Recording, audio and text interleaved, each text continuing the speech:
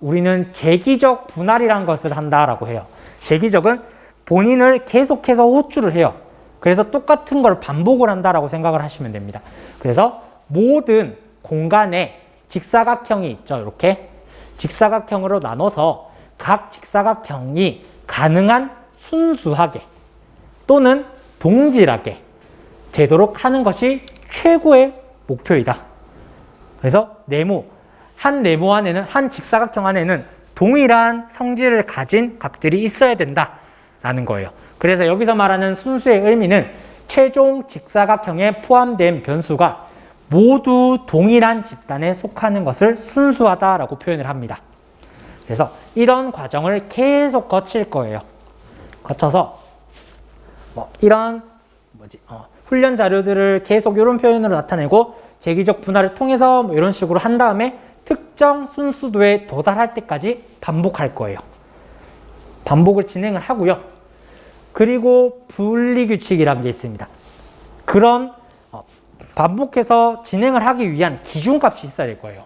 그래서 분리변수가 연속형일 때도 있고 범주형일 때도 있어요.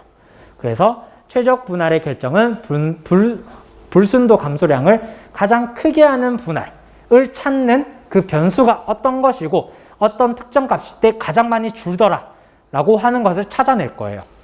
그래서 각 단계에서 최적 분리 기준을 의한 분할을 찾은 다음에 각 분할에도 동일한 과정을 계속 반복합니다. 그래서 이렇게 분할을 할 건데 우리가 분할 기준값을 찾고 그 변수가 어떤 값일 때 가장 순수도가 높게 나타나고 불순도가 감소량이 크더라, 그런 값을 찾아 나가는 과정도 같이 진행을 한다고 생각을 하시면 됩니다.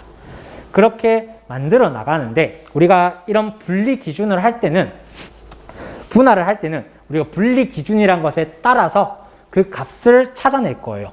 자, 이거는 별표 한번 칠게요. 자, 시험에 요즘에 이 분리 기준에 대해서 물어보는 문제가 몇 번씩 나오더라고요. 이산형 목표 변수일 때와 연속형 목표 변수일 때의 분리 기준 값이 다르다라고 이해를 하시면 되고, 각각마다 이산형 목표 변수는 이 세 가지, 연속형 목표 변수는 이 두 가지라는 것을 반드시 기억을 하시기 바랍니다. 그래서 이산형 목표 변수는 분리 기준 자체가 카이 제곱 통계량의 P값, 지니 지수, 엔트로피 지수라는 것으로 이루어져 있고요. 그 다음에 연속형 목표 변수 같은 경우는 분산 분석의 F 통계량, 분산의 감소량을 가지고 판단을 하더라라고 알고 계셔야 될 거예요. 그래서 P값이 가장 작은 예측 변수와 그때의 최적 분리를 의해서 자식마들을 생성을 하더라라고 표현을 합니다. 자, 앞에서 말했던 제가 그 특정 값, 변수랑 특정 값보다 작을 때 불순도가 가장 많이 줄어든다고 했잖아요. 그거를 선택하는 기준이 이 카이제곱 통계량, 그 다음에 지니 지수, 엔트로피 지수, 분산 분석에서 F 통계량, 분산의 감소량이다 라고 이해를 하고 계시면 돼요.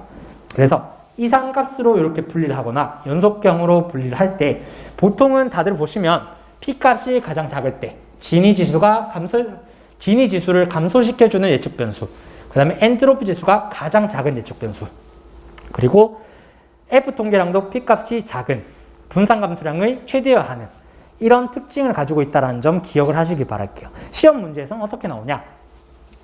자, 이런 분리 기준을 나타낼 때 이산형 목표 변수의 기준값이 무엇이고 연속형 목표 변수의 기준값이 어떤 것이냐라고 물어보면서 짝을 지어 놓습니다. 짝이 올바르게 맞는 것은 물어보는 것도 나오고요. 이 두 가지를 가지고 표를 만들어 놔요. 그래서 이산형, 목표형이라고 해가지고 기준값을 3개, 2개를 놔두고 잘못 배치된 것은 무엇이냐 라고 물어보는 시험 문제도 나옵니다. 그래서 그 분리 기준을 찾을 때는 이런 5가지 기준값을 가지고 찾는데 연속형과 이산형일 때는 이렇게 다른 기준으로 찾더라 라는 점 이해하시기 바랍니다. 그러면 저희가 이렇게 의사결정나무를 계속 성장을 시키다가 특정 기준에서 저희가 정지를 해줘야 돼요. 정지를 해줘야 되는데 이 정지 규칙을 어떻게 설정하느냐에 대해서도 말씀을 드리겠습니다. 자, 계속 의사결정나무가 생성이 되고 나무가 가지를 계속 뻗쳐나가면서 생기다가 쓸데없는 구간까지 생길 수가 있어요. 근데 그 구간을 멈춰줘야 돼요. 그랬을 때 이 정지기준이란 것을 이용을 하는데, 정지기준 같은 경우는 더 이상 분리가 일어나지 않고 현재의 마디가 끝마디가 되도록 하는 규칙이다 라고 말씀을 드릴 수 있습니다. 그래서 의사결정나무의 깊이를 지정을 해줘요. 아니면 첫 번째, 깊이 자체를 분석하는 분석가가 지정을 먼저 해주거나, 아니면은 끝마디의 레코드 수가 최소 몇 개까지 나왔을 땐 끝내야 된다라고 지정을 해줍니다. 그렇게 지정을 해서 우리는 정지 기준이란 것을 만들어낼 거예요. 그래서 앞에 보여드렸던 것처럼 나는 깊이수 4개일 때까지만 하겠다, 3개일 때까지만 하겠다 하면 이런 식으로 첫 번째, 두 번째, 세 번째 뎁스까지만 가겠다. 세 번째 뎁스까지만 진행을 하고 그 밑에 이어지는 가지를 만들어내지 않겠다 하면은 여기서 딱 멈춰야 됩니다. 그래서 이게 의사결정나무로 마무리가 딱 될 거예요.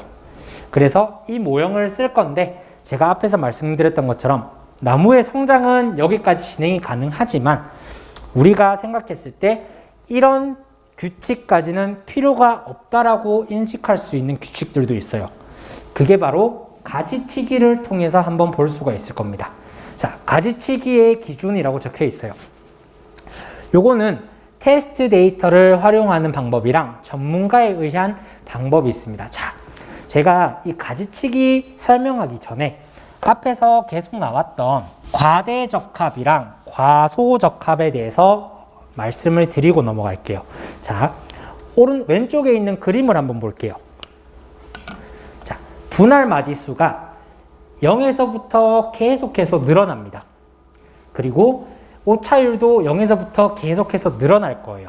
자, 그랬을 때 처음에 같은 오차율에서 분할 마디수가 0개일 때부터 시작을 할 거예요.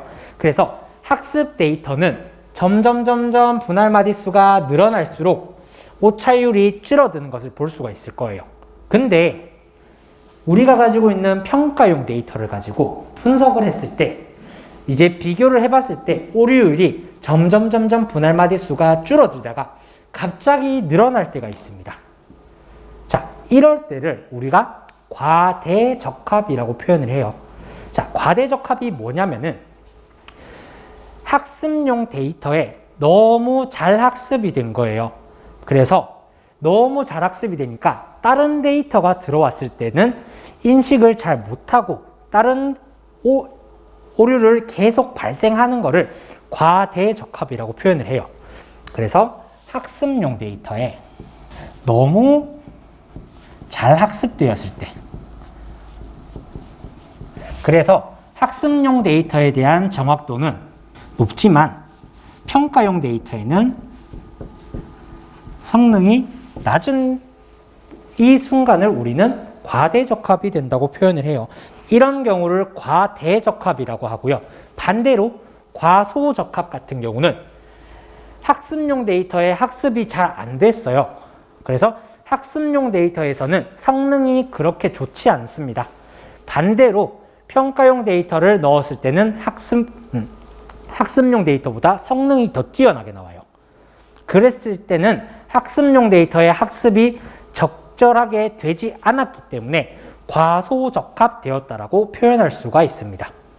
그래서 시험에 과소적합과 과대적합을 물어보는 시험 문제가 나올 수가 있다라는 점 기억을 하시고요. 과대적합과 과소적합을 없애기 위해서 우리는 가지치기를 같이 활용을 하고 있습니다. 자, 보시면 책에 너무 큰 나무 모형은 자료를 과대적합하고 너무 작은 나무 모형은 과소적합할 위험이 있다라고 표현을 해요. 자, 분리 기준이 너무 많아요. 세분할 수 있는 그런 것들이 너무 많으면 그 하나 규칙에만 그 학습용 데이터에 있는 규칙에만 너무 학습이 되기 때문에 과대적합이 될 수도 있고요. 그런데 반대로 그런 기준이 너무 적으면은 학습할 수 있는 데이터가 너무 작아지기 때문에 과소적합이 될 수 있다는 거예요. 그래서 적절한 분리 기준 규칙이 있어야 되기 때문에 필요 없는 분리 기준 같은 경우는 우리는 제거해 줘야 됩니다. 그래서 테스트 데이터를 활용을 할 때는 구축된 모형의 테스트 데이터 있죠. 트레이닝, 밸리데이션 테스트가 있습니다. 그 테스트를 이용을 해서 데이터를 적용을 했을 때 정확도라든지 아니면 민감도, 특이도 이런 지표들이 학습용 데이터보다 좀 낮게 나온다든지 뭐 그런 것들을 확인을 해보고요. 아니면 테스트 데이터를 통해서 도출된 모형의 예측률을 검토하고 오분류율을 크게 할 위험이 높거나 부적절한 추론 규칙을 가지고 있는 가지를 제거를 한다. 의사결정 나무를 만들었는데 이런 규칙은 반드시 있어야 되는 게 아니면은 제거를 해서 없앨 수도 있습니다. 그래서 이런 테스트 데이터를 활용하는 방법도 있고요. 두 번째, 전문가에 의한 방법도 있습니다. 자, 특정 분야에 전문가가 구축된 모양에서 제시되고 있는 규칙들의 타당성을 검토합니다. 그냥 분석가들 이외에 이 모형에 들어있는 데이터를 더 잘 아는 실무 전문가가 있을 거예요. 그 실무 전문가와 함께 협의를 통해서 타당성이 없는 규칙들은 제거할 수가 있다. 이런 과정을 통해서 최적의 의사결정 나무를 도출을 할 겁니다. 그래서 앞에서 말한 것처럼 나무의 성장을 거치고 그리고 나무의 성장을 하는데 반복적으로 계속 분할을 하는데 그 분할하는 기준, 그리고 기준을 찾는 방법, 그리고 이 나무들이 생성되면서 정지되는 기준을 찾아주고 그 중에서 필요 없는 가지들은 제거하는 과정을 통해서 마지막 의사결정 나무가 생성이 될 겁니다. 그러면 그 의사결정 나무의 성능이라든지 이런 것들은 앞에서 말씀드린 성과 분석을 통해서 결과를 확인을 하고 모형의 적절성을 파악한 다음에 이 모형을 써야겠어, 안 써야겠어 라는 결론을 도출할 수가 있을 거예요.